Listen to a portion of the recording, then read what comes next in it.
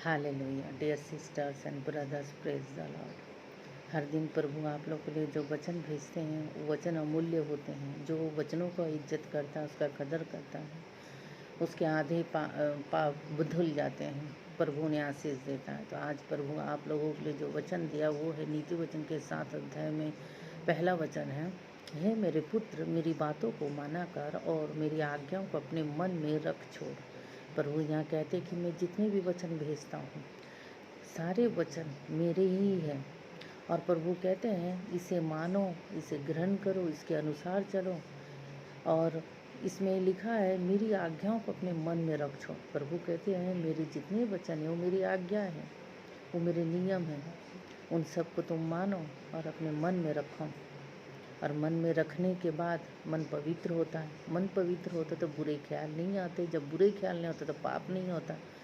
तो इस वचन के द्वारा इंसान पिछले पापों से धुल जाता है और सामने की जो भविष्य होती है वो कभी पाप में जीवन नहीं जी पाते हैं, क्योंकि पाप होगा ही नहीं। क्योंकि मन में आपके तो प्रभु के वचन हैं, उनकी आज्ञा हैं, उनके नियम हैं।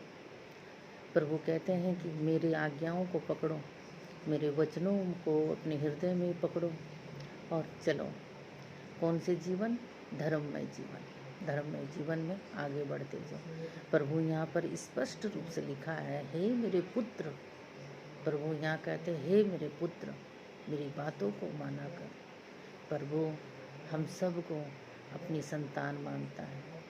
कोई भी माँ बाप जितनी भी बुरा बच्चा हो, हमेशा ये सोचता कि मेरा बुरा बेटा, गलत काम करने वाला बेटा गलतियां छोड़कर सही रास्ते पे आ जाने के लिए हर प्रयत्न करते रहते हैं।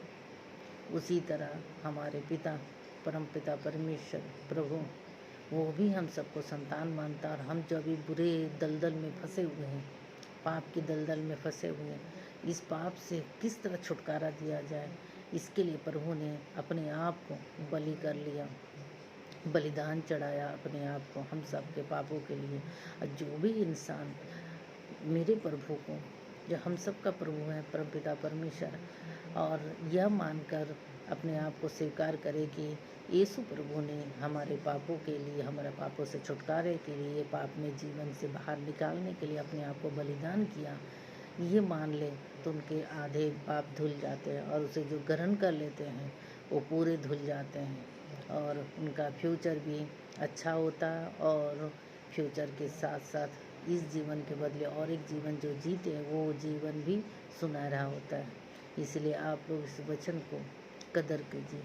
यह वचन लिखा है, मेरे पुत्र, मेरी बातों को माना कर और मेरी आज्ञाओं को अपने मन में रख छोड़। स्पष्ट रूप से लिखा हुआ, इन सारे वचनों को आप मानिए एकदम पूरे मन से, पूरे धर्म से, भय से, प्रभु का भय। धन्यवाद। जय मसीह की। Have a wonderful day.